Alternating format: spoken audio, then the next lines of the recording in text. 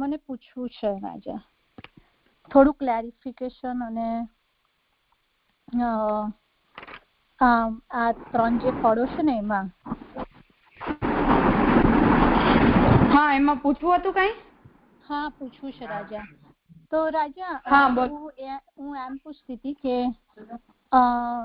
અલૌકિક જે સામર્થ્ય છે, તો જે અલૌકિક સામર્થ્ય, જે જીવને અલૌકિક સામર્થ્યની પ્રાપ્તિ, એકચ્યુઅલી મેં પહેલા અલૌકિક સામર્થ્ય એ 3 ફળોની ડેફિનેશન કહું રાજા, તો એમાં કંઈક હોય એવી ભૂલ તો આપ મને બતાવો. તો અલૌકિક સામર્થ્ય એને જ કહેવાય ને કે જેમાં જે જીવ છે તેને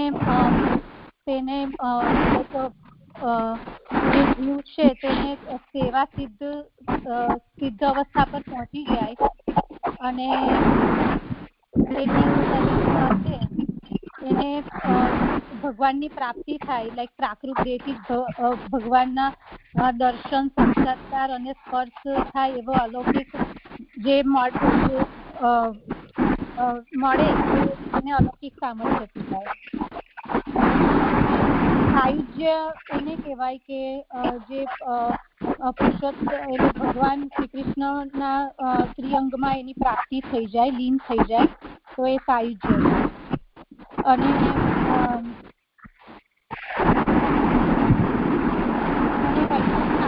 સેવા ઉપયોગી દેહ એટલે કે જે અલૌકિક સામર્થ્યની પ્રાપ્તિ થઈ જાય અને એમના જીવના દેહ અવસાન પછી અલૌકિક ઇન્દ્રિયો એને સંપાદિત કરાવી આપે તો એ વૈકુંઠમાં સેવા ઉપયોગી દેહની પ્રાપ્તિ છે.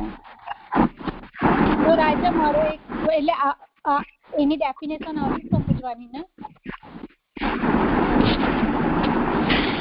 સેવોપયોગી દેહની પ્રાપ્તિ ના અર્થને ઘણા બધા વિચારકોએ અલગ અલગ રીતે સમજાવ્યા છે. પુષ્ટિવિધાનમ જો તમે જોઈ હોય તો પુષ્ટિવિધાનમ સેવાફલની નરસિંહલાલજી વિરચિત ટીકામાં નરસિંહલાલજી એવું સમજાવે છે કે સેવોપયોગી દેહની પ્રાપ્તિનો મતલબ છે રમા વૈકુંઠની પ્રાપ્તિ, જેને ભગવાને લક્ષ્મીજીના હેતુથી પ્રકટ કર્યું હતું. એ રમા વૈકુંઠની પ્રાપ્તિને સેવોપયોગી દેહની પ્રાપ્તિ કહેવાય એવો અર્થ ત્યાં કર્યો છે. ને લાલુ ભટ્ટજી નો મત મને વધારે થોટફુલ અને અપીલિંગ લાગે છે, એટલે હું જ્યાદાતર લાલુ ભટ્ટજીના મતને સેવાફલના વિષયમાં કન્સિડર કરું છું. જેમ મેં પહેલા કહ્યું હતું કે ઘણા બધા ટીકાકારોએ આ ફલોની વ્યાખ્યા અલગ અલગ રીતે કરી છે, પણ મેં જેટલી ટીકાઓ જોઈ એ બધામાંથી મને લાલુ ભટ્ટજીનું મત સૌથી વધારે અપીલિંગ લાગ્યું, એટલે હું હંમેશા બધા ફલોને એમના મત પ્રમાણે ડિફાઇન કરું છું. પણ તમને લોકોને જોવું હોય તો બીજા ટીકાકારોને કન્સિડર કરી શકો છો. તો લાલુ ભટ્ટજીએ એને એવી રીતે સમજાવ્યું છે, ને આનું અપીલિંગ લાગવાનું બીજું રીઝન એ છે કે લાલુ ભટ્ટજીએ તૃતીય સ્કંદમાં મહાપ્રભુજીના જે વચનો છે સુબોધનીજીમાં એના આધારે આ ફલોના અર્થને એક્સપ્લેન કર્યા છે, એટલે થોડું જસ્ટિફાઈએબલ પણ વધારે લાગે છે. તો તાત્પર્ય એ છે કે અહીંયા લાલુ ભટ્ટજી સેવોપયોગી દેહને એવી રીતે સમજાવવા માંગે છે કે આપણા મનમાં વિષયોને ભોગવવાની કામના હોય, પરંતુ સંપ્રદાયમાં આવ્યા પછી અને મહાપ્રભુજીની આજ્ઞાથી જેટલું પણ આપણે સમજી શક્યા એના કારણે આપણે એ વૈરાગ્ય જબરદસ્તી થોડું ઘણું લાવ્યા હોઈએ સાંસારિક પદાર્થોમાંથી અને સમર્પિત જીવન જીવતા હોવાને કારણે અવૈષ્ણવોની સાથે કે અસમર્પિત પદાર્થોની સાથે આપણો મિનિમમ સંપર્ક હોય, પરંતુ એ સ્વરૂપમાં એ બધાને ભોગવવાની કામના તો થોડી ઘણી આપણા મનમાં રહેલી હોય જ. એટલે જે જીવને પુત્રના ભોગની ઈચ્છા હોય કે મિત્ર પત્ની આદિને ભોગવવાની ઈચ્છા હોય, એ બધી જે જીવની ઈચ્છા છે એ બધી ઈચ્છાઓની પૂર્તિ ભગવાન એને કરાવે છે. અને વૈકુંઠમાં જ્યારે એ જીવ જાય ત્યારે વૈકુંઠમાં ભગવાન જ એના માટે એ બધા વિષયોના રૂપમાં પ્રકટ થાય છે, અને ભગવાન જ એ વિષયોના રૂપમાં બનીને એટલે ભગવાન જ જેમ પુત્રના રૂપમાં બની ગયા, ભગવાન જ મિત્ર બની ગયા અને ભગવાનને જ એ બધા પદાર્થો અને એ વિષયોના રૂપમાં એ જીવ ભોગવે છે. જે ભોગ આ લોક માટે હીન કહેવાય અને આ લોકમાં જેને આપણે લૌકિક ભોગ કહીને જેની નિંદા કરતા હોઈએ, એવો જ ભોગ જો ભગવાન વિષય રૂપ હોય તો એ જીવ માટે એ લૌકિક ભોગહીન ન કહેવાઈને, બંધનકારી ન બનીને અને ઉત્તમ બની જાય. એટલે પ્રભુ જ જ્યારે વિષયોના રૂપમાં બની જાય ત્યારે એ જીવ એ પોતાના મનમાં રહેલી બધી જ વિષય ભોગની કામનાને ભગવાનને વિષય બનાવીને પૂરી કરે છે. એટલે જેમ આપણને ભગવાન મળે અને પછી ભગવાન પ્રત્યે આપણા હૃદયમાં વાત્સલ્ય ભાવ હોય કે અન્ય ભાવ હોય, એના બદલે અહીંયા જે વાત્સલ્ય ભાવની પૂર્તિ એ વ્યક્તિ કરવા માંગે છે એના માટે ભગવાન એ રૂપને ધારણ કરીને અને એના ભાવને સંતુષ્ટ કરે. એટલે મુખ્યતામાં ભગવાન ન હોય ને મુખ્યતામાં ભાવ કે એવા વિષયને એ જ રૂપમાં ભોગવવાની કામના બની જાય.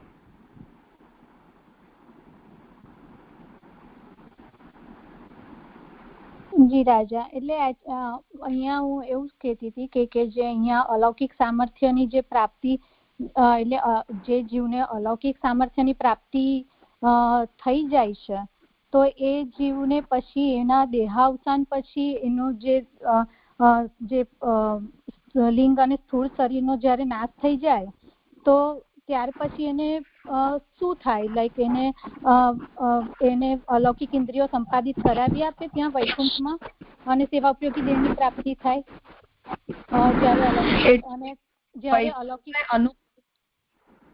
વૈકુંઠને અનુકૂળ દેહ તો ચોક્કસ મળે જ, કેમ કે આ લોકના સ્થૂળ સૂક્ષ્મ દેહને તો છોડી ચૂક્યો છે, એટલે ત્યાં જઈને ને ભોગ ભોગવવાના છે. દેહની પ્રાપ્તિ તેને થાય જ, પણ અલૌકિક સામર્થ્ય વાળાને જેવી રીતે ભગવાન મળે અને એ વ્યક્તિ ભગવાનનો ભોગ કરે, અર્થાત ભગવાનની સેવા કરે અને પોતે ભજનાનંદ અને ભજનીયના આનંદનો અનુભવ કરે, એના બદલે અહીંયા એ વ્યક્તિ કે જે વ્યક્તિએ ભગવાનને વિષયના રૂપમાં ભોગવવાની ઈચ્છા રાખી છે એ વ્યક્તિને સીધા ભગવાન ન મળ્યા પણ ભગવાનના રૂપમાં વિષયો મળ્યા. ભગવાન વિષય બનીને એની સામે આવે છે. ભગવાન એ ભજનીયાનંદનો અનુભવ એ વ્યક્તિ કરવા ઈચ્છે એવી રીતે ભગવાન અલૌકિક સામર્થ્ય વાળાને જેવી રીતે મળે એવી રીતે પ્રાપ્ત નથી કરતો.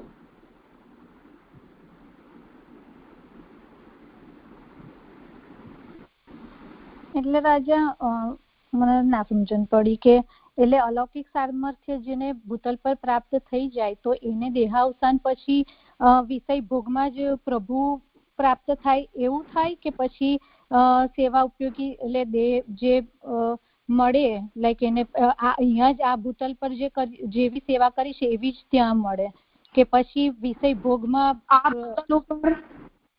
ભૂતલ ઉપર એને જે કર્યું છે એવું ને એવું જ જે છે અવસ્થા એને આપણે અલૌકિક સામર્થ્ય કહી રહ્યા છીએ, જે એને ભગવદ લોકમાં જઈને પણ મળે, એની અવસ્થામાં કોઈ પરિવર્તન ન આવે.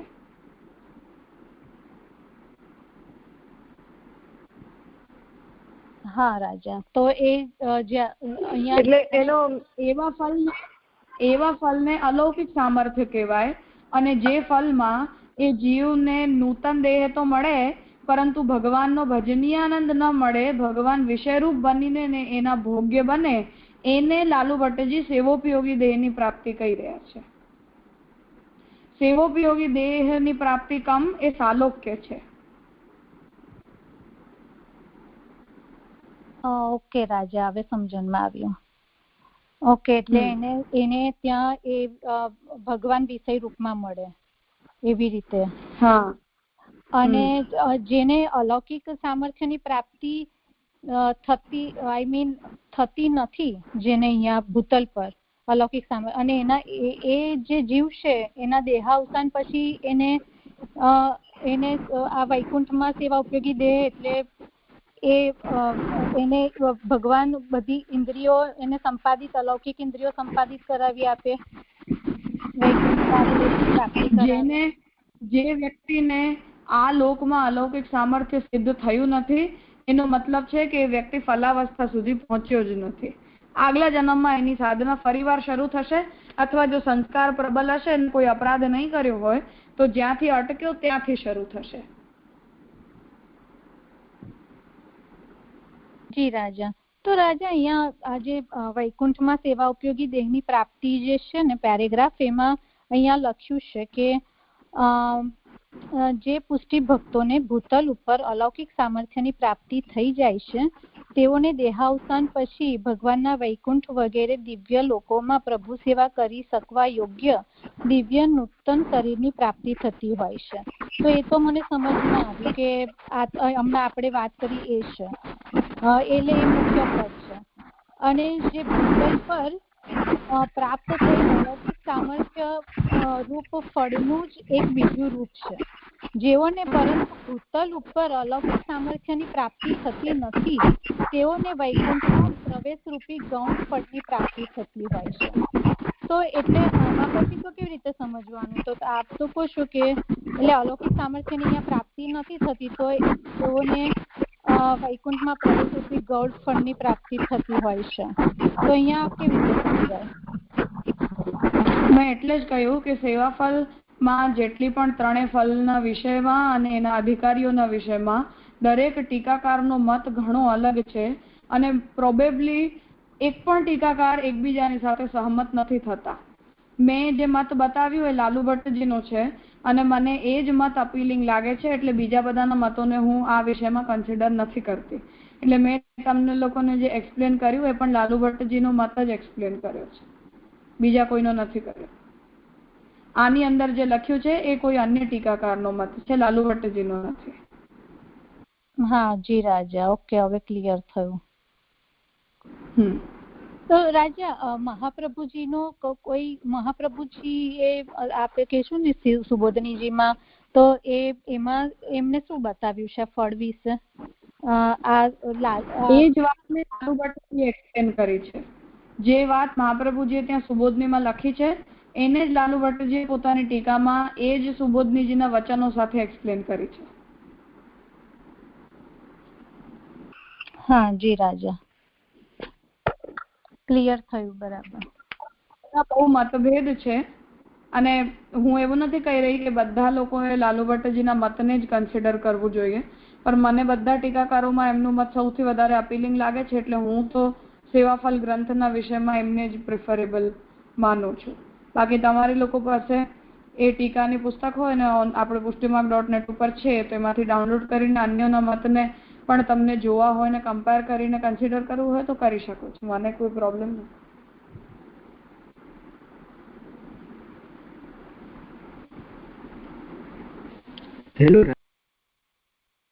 લાલુ ભટ્ટજીએ જે મુખ્ય આર્ગ્યુમેન્ટ આપી છે ને આ બંને ફલોને સમજાવવા માટે, એ આર્ગ્યુમેન્ટમાં એવું કહી રહ્યા છે કે જે વ્યક્તિને આ લોકમાં અલૌકિક સામર્થ્ય મળી ગયું હોય એના માટે તો પરલોકમાં જોઈને કઈ કન્ડિશન બદલવાની હોય એવું તો છે નહીં.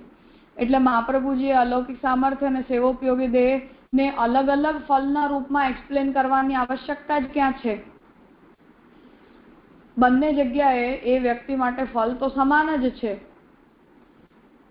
એટલે આ લોકમાં જેને એવું અલૌકિક સામર્થ્ય મળ્યું કે ઠાકોરજી સાનુભાવ જતાવી રહ્યા છે, તો હવે એ વ્યક્તિ માટે વૈકુંઠમાં ગયા પછી કોઈ કન્ડિશનની અંદર ફેરફાર આવે એવું કહેવાની આવશ્યકતા જ નથી. એટલે એની તો એની એ અવસ્થા કન્ટિન્યુ થઈ રહી છે એવું આપણને કહેવું પડશે. બીજી વાત કે હવે જેને મહાપ્રભુજી સેવોપયોગી દેહની પ્રાપ્તિ કહી રહ્યા છે એ ફલને અલૌકિક સામર્થ્યથી ભિન્ન તો બતાવવું જ પડશે. જો ફરીથી ત્યાં આપણે એવું જ કહીએ કે એ વ્યક્તિને નૂતન દેહ મળે કે જે દેહથી એ વ્યક્તિ ત્યાં પ્રભુના લોકમાં જઈને પ્રભુની સેવા કરે, તો પછી અલૌકિક સામર્થ્ય અને આ બે ફલને અલગ અલગ કહેવાની પણ જરૂર નથી, બંને એક જ વાત થઈ ગઈ. એવું તો પોસિબલ જ નથી કે અલૌકિક સામર્થ્ય જેને આ લોકમાં મળી ગયું એને પરલોકમાં જઈને ભગવાન એનું સાયુજ્ય કરે કે એને અન્ય કોઈ પ્રકારનું ફલ આપે. એટલે ફલ ભેદ કરવાની આવશ્યકતા નથી એવી આર્ગ્યુમેન્ટ લાલુ ભટ્ટજી આપી રહ્યા છે. બાકી કેટલાક ટીકાકારોનો મત એવો જ છે કે અલૌકિક સામર્થ્ય જીવન મુક્તિ છે અને સાયુજ્ય અને સેવોપયોગી દેહની પ્રાપ્તિ એ બંને ઓપ્શનલી વિદેહ મુક્તિના પ્રકારો છે. મોસ્ટલી બધા ટીકાકારોએ આ જ રીતે સમજાવ્યું છે. બરાબર છે રાજા. પણ લાલુ ભટ્ટજીની જે આર્ગ્યુમેન્ટ છે એ એવી લાગે છે કે આપણે એને કન્સિડર કરવી જોઈએ. અને એમણે તો પેરેલલ છે મહાપ્રભુજી સેવા સુબોધનીમાં આ 3 શ્લોકથી 3 ફલ બતાવ્યા એને એઝ ઇટ ઇઝ લઈ લીધા છે. મેં કહ્યું હતું કે મારી સેવા ફલ મેં લાલુ ભટ્ટજીની ટીકા સાથે ભણાવ્યું તો એની રેકોર્ડિંગ સાંભળી લેશો તો વધારે ક્લિયર થઈ જશે.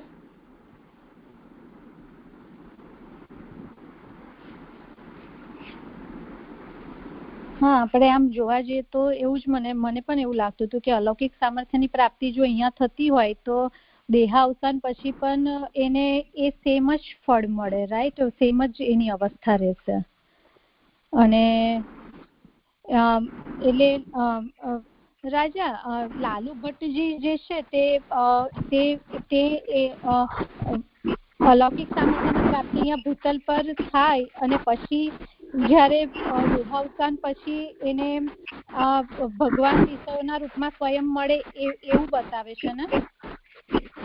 હા હા, બરાબર.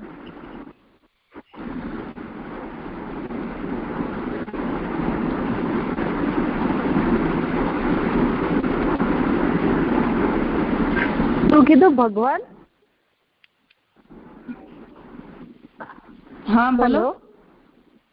શું કીધું રાજા એમને? ભગવાન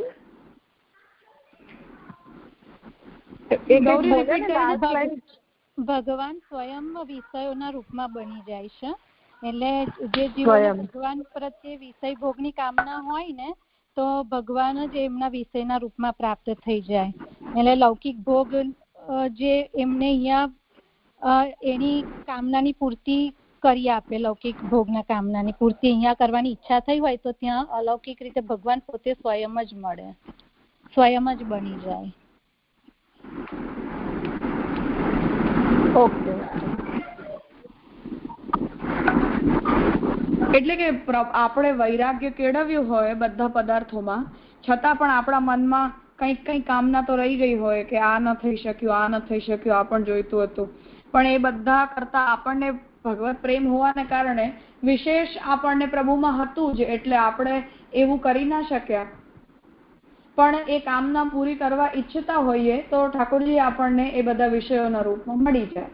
તો હવે પ્રભુ જ જ્યારે એ બધા વિષયો બની ગયા ત્યારે આપણે ભોગ પણ કોઈ અન્યનો નથી કરી રહ્યા, ભગવાનનો જ કરી રહ્યા છીએ. પણ ભગવાન આ ભાવ જે છે એ નિર્ગુણ ભાવ ન કહેવાય. અર્થાત ભગવાનનો જ ભોગ કરવા આપણે ઈચ્છીએ છીએ, પણ ભગવાન જે રીતે અવેલેબલ હોય એ રીતે. પણ આની અંદર એવી ચોઈસ આવી જાય છે કે જેવા લૌકિક વિષયો હોય એ બધા વિષયોના રૂપમાં ભગવાન બને અને પછી એ બધા વિષયો દ્વારા હું ભગવાનનો ભોગ કરું. આવી જે ચોઈસ આવી જાય છે એનાથી તકલીફ છે. એટલે આ કોઈક પ્રકારનો સગુણ ભાવ થઈ ગયો. આ ભાવમાં નિર્ગુણતા ન રહી.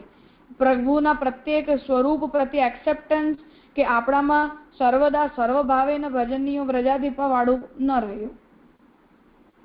એટલે એક તો એવો કેસ છે કે જેની અંદર પ્રભુ જ સ્વયં આપણને પોતાનો ભોગ કરાવવા ઈચ્છે અને એટલે જેમ ગજન દાવનને ઠાકોરજીએ એવી આજ્ઞા કરી કે તું મારા સાથે સખ્ય ભાવ રાખ, અને પ્રભુએ પણ એમની સાથે એવો સખ્ય ભાવ મેન્ટેન કર્યો. તો ગજન દાવનને ઠાકોરજી પ્રત્યે એવી ચોઈસ નથી રાખી કે મને તો ભગવાન મારા મિત્રના રૂપમાં જોઈએ છે અથવા ભગવાનનો ભોગ મને મારા સખ્ય ભાવ માટે જ કરવું છે. એવો ભાવ આપણા તરફથી હોય એમાં તકલીફ છે. ભગવાન આપણને કોઈ ભાવ પ્રત્યે રિસ્પોન્ડ કરે અને પછી આપણે એ ભાવમાં સ્થિર થઈ જઈએ. એટલે અહીંયા જે ફરક પડે છે આટલો જ પડે છે કે ભગવાનના ભોગ કરવાની ઈચ્છા તો દરેક વ્યક્તિને થાય અને ફલાવસ્થામાં તો જીવ ભગવાનનો ભોગ કરે જ છે. ભગવાન જ જીવના ભોગ્ય બની જાય અને જીવ ભોગતા બની જાય. પરંતુ એનામાં આપણી કોઈ સ્પેસિફિક ચોઈસ આવી જાય કે મને પુત્રના રૂપમાં ભગવાન જોઈએ કે મને મિત્રના રૂપમાં ભગવાન જોઈએ, તો આ કોઈ પ્રકારનો સગુણ ભાવ છે. એ સગુણ ભાવને ભગવાન ભક્ત પ્રતિ સ્નેહ છે એટલે પૂરો કરી દે છે. પણ આ એટલો નિર્ગુણ પ્રકારનો જેવો ભાવ છે આ પ્રકારના ભાવની નથી. રાજા એ ભાવ કરવા વાળા પણ ઠાકોરજી પોતે જ સ્થાપિત કરશે ને એના મનમાં એને, કારણ કે એનામાં ઠાકોરજી ગટ્સ મૂકેલા હોય તો જ એને એ રીતના થાય ને. પણ એમાં બી ઠાકોરજીનું જ એ રીતનું કહેવાય ને કે ઠાકોરજીએ જ એનામાં એ રીતના બીજ સ્થાપિત કર્યું છે એમ. કારણ કે જીવ તો કઈ કરી ના શકે ને. આપણે એવી રીતે કોઈ વસ્તુનું સમાધાન ન લાવી શકીએ. આવું કરીએ તો પછી આપણે કોઈ સાધન કરવાની પણ જરૂર નથી. ભગવાન આપણને જ્યારે પ્રેરણા કરશે ત્યારે આપણે એવું કરી નાખશું. પણ એવી રીતે આપણે સિદ્ધાંત તો ન બનાવી શકીએ ને. જીવના સાધન અપેક્ષિત છે, એ જીવ પોતાની બુદ્ધિથી કરે છે, એમાં બુદ્ધિમાં પ્રેરણા ભલે ને ભગવાન કરતા હોય, પણ આપણે જે કોઈ પણ સાધન કરી રહ્યા છીએ એ બધા સાધનોના પરિણામ સ્વરૂપે, એવા ભાવોના પરિણામ સ્વરૂપે આપણને આવું ફળ મળે છે. આવી રીતે જ સિદ્ધાંત બને. પ્રભુ આપણા ભાવ પ્રકટ કરી રહ્યા છે, એમાં તો પછી આપણે ઠાકોરજીનો કોઈ અપરાધ કરી દઈએ તો પણ એવું જ કેવું પડે કે ભગવાને જ આપણા મનમાં આવો ભાવ સ્ફુરિત કર્યો. ના, એ તો રાજા પછી આપણે થોડું ચેતવું પડે, પણ મારો એ તો પછી સાધન તો આપણે કરવાના કહ્યા જ છે. જે પ્રમાણે મહાપ્રભુજીએ કહ્યું છે એ પ્રમાણે આપણને સાધન કરવાના કહ્યા જ છે. પણ એ સાધન પણ ક્યારે કરીશું ને રાજા, કે જ્યારે આપણામાં ગટ્સ હશે, કે આપણામાં એ ફિલિંગ્સ હશે કે ઠાકોરજી પ્રત્યે આપણે કરીએ તો એમ. હા, એ તો સાચી વાત છે. એ તો બીજ ભાવ થી પ્રભુ આપણા હૃદયમાં સ્થાપિત કરે જ છે. એ તો પ્રકટ જ પ્રભુના કારણે થઈ રહ્યું છે. એમાં પછી કોઈ વિશેષ પ્રયત્નની આવશ્યકતા નથી. પણ એમના જે ઠાકોરજીના સ્વરૂપનું જે હું એવું કહેવા માંગુ છું રાજા, કે જે આપણને બધાને એક સરખો ભાવ નથી હોતો. આજે આપને કંઈક અલગ હોય, મારો કંઈક અલગ હોય, કંઈક કાલે બીજાનો કંઈક અલગ હોય. હું એ રીતના કહેવા માંગુ છું રાજા. કોઈ સખ્ય ભાવથી કે કોઈ છે પૂર્ણ પુરુષોત્તમ શ્રી કૃષ્ણ સાકાર સ્વરૂપ જ છે. એ આપણે વાંચીએ છીએ એટલે મીન્સ ભણીએ છીએ ત્યાં સુધી એ આપણને ખબર જ છે, એટલે મીન્સ જાણી રહ્યા છે અત્યારે. પણ મારો કહેવાનો મિનિંગ એ છે કે જે કોઈ પણ ભાવ આપણે જાતે બી સ્થાપિત નથી કરતા, એ પ્રભુ દ્વારા થઈ રહ્યો છે. એમ આપણે સાધન કરીએ છીએ. એ સાચી વાત છે, પણ અહીંયા આપણા તરફથી હવે આ પ્રભુ કરે છે, હું એ જ સમજાવવા માંગુ છું કે આ ભગવાન કરે છે કે આપણે કરી રહ્યા છીએ, આ ચર્ચાનો વિષય નથી. અહીંયા વાત કેવલ સિદ્ધાંતનો નિર્ણય આના બેઝિસ ઉપર થઈ રહ્યો છે કે જો કોઈ વ્યક્તિનો આવો સગુણ ભાવ છે કે જે પ્રભુ પાસેથી કોઈ સ્પેસિફિક રૂપ અને કોઈ સ્પેસિફિક પ્રકારે જ ભગવદ અનુભૂતિની અપેક્ષા રાખી રહ્યો છે, એ વ્યક્તિનો ભાવ સગુણ છે અને એવા ભાવને આપણે ત્યાં ઉત્તમ નથી મનાયો, એટલે જ એને લાલુભટ્ટજી કહી રહ્યા છે કે હીન પ્રકારનો મોક્ષ મળે છે, એટલે હીન પ્રકારની ભગવત પ્રાપ્તિ થાય છે. અને જે વ્યક્તિનો પ્રભુ પ્રતિ એવો નિર્ગુણ ભાવ છે કે મને ભગવાન જોઈએ છે, જે કોઈ પણ ગુણ, જેવી કોઈ પણ લીલા અને જે કોઈ પણ રૂપથી પ્રભુ પ્રાપ્ત થાય, આવી જે ફ્રી ચોઇસ છે કે જેમાં પ્રભુની દરેક લીલા અને પ્રભુના પ્રત્યેક ગુણો પ્રતિ સમાન ભાવથી સ્વીકૃતિનો ભાવ હોય, એને જ નિર્ગુણ ભક્તિ કહેવાય. બાકી આપણા જે ભાવો છે એની અંદર સગુણતા છે. સગુણતા નિંદિત છે એવું હું કહેવા નથી માંગતી, પરંતુ એ આવી સગુણતાના પરિણામે આપણને મધ્યમ ફલ કે હીન ફલની પ્રાપ્તિ થાય છે, ઉત્તમ ફલની પ્રાપ્તિ નથી થતી.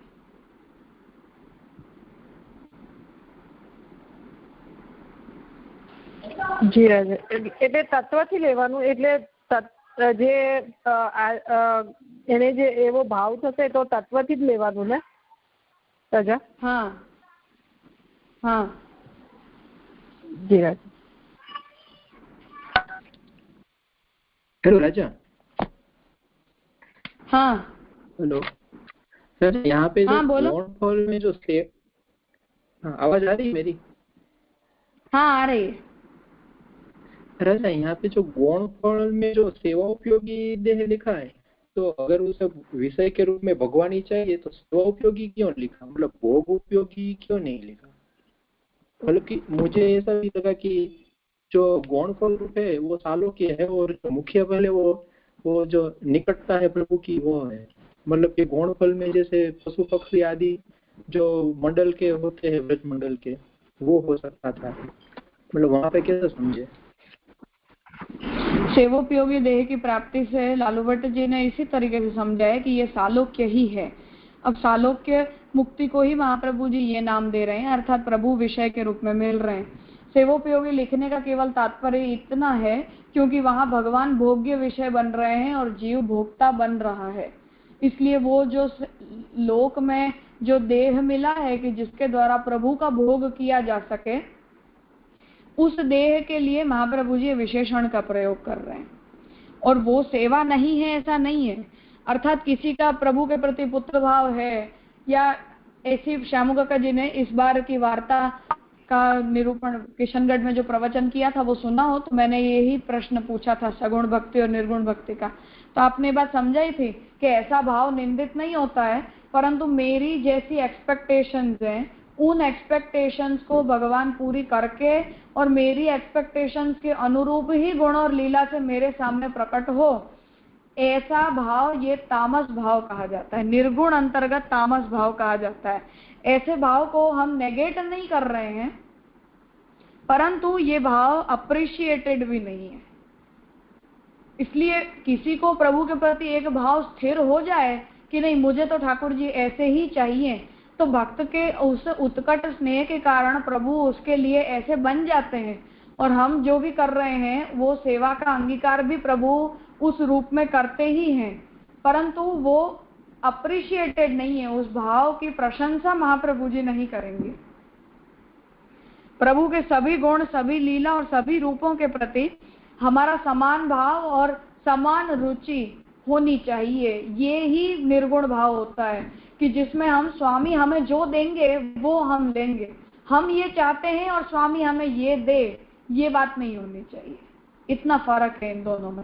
सेवोपयोगी देह कहने का तात्पर्य है कि जो भी देह मिला है उसे वहां जाकर करेगा, जो करेगा वो प्रभु सेवा ही करेगा, पर उसे कोई स्पेसिफिक रूप में ठाकुर जी चाहिए। अपने किसी स्पेसिफिक भाव को संतुष्ट करने की एक्सपेक्टेशन उसे प्रभु से है, इतने पार्ट में उसकी निंदा की जा रही है।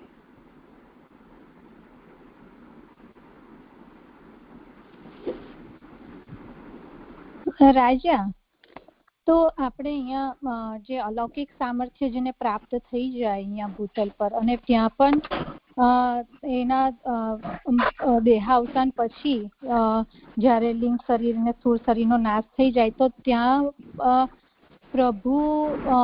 પ્રભુની સેવા મળે એવો મત ખરો? લાઈક લાલુ ભટ્ટજી એવો મત બતાવ્યું છે કે ના, એટલે એવું નહીં કે ભગવાન સ્વયં બને, કારણ કે એવું લાગે કે ભગવાન સ્વયં બને તો એ પ્રભુનો જે તમને અનુભવ હોય, લાઈક પ્રભુનો જે તમને મળવો જોઈએ એ ના મળે, પ્રભુ સ્વયં બની જાય, લાઈક પુત્ર રૂપે બને એ બને તો પ્રભુનો જે મળવો જોઈએ ફિલિંગ પ્રભુની એ જે જીવને થવી જોઈએ એવી ના થાય ને। એમાં પછી પુત્ર ભાવ હોય કે એવો ભાવ હોય જે પણ રૂપ બન્યા હોય કે એવો ભાવ હોય તો એવો વાત છે। ઠાકોરજી ને પોતે જેવા છે અને આપણને જેવા રૂપથી પ્રાપ્ત થવા ઈચ્છતા હોય અથવા જે કોઈ પણ પ્રભુની રૂપ લીલા ગુણ આદિ છે એ બધા પ્રત્યે આપણામાં ઇક્વલ એક્સેપ્ટન્સનો ભાવ ન હોય અને કોઈ પર્ટિક્યુલર આપણી ચોઈસ બની જાય તો ઠાકોરજી ઉપર એવો કમ્પલ્ઝન થયો કહેવાય કે તમને મને તમે તો જ ફલરૂપ લાગો જો તમે આ રૂપમાં મારી સામે પ્રકટ થાઓ। આવી પ્રોબ્લેમ ક્રિએટ થઈ જાય। ભક્તથી પ્રભુને પ્રેમ છે એટલે ઠાકોરજીને કોઈ ના પાડવાનો કોઈ સ્કોપ નથી અને પ્રભુ કોઈ ફોર્સફુલી કરતા હોય એવું પણ નથી, પ્રભુને આનંદ જ આવે છે, પરંતુ આ ભાવ તામસ ભાવ છે। આ ટાઇટલ એને લાગી જાય આવા ભાવને, એ એની નિર્ગુણતા નથી।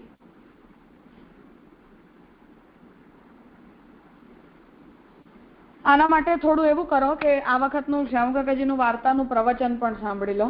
હું એની લિંક શેર કરી દઉં છું। કાલના દિવસમાં એને સાંભળી લેજો તો વધારે ક્લિયર થઈ જશે। શ્યામકાકાજી એને વધારે સારી રીતે એક્સપ્લેન કર્યું છે।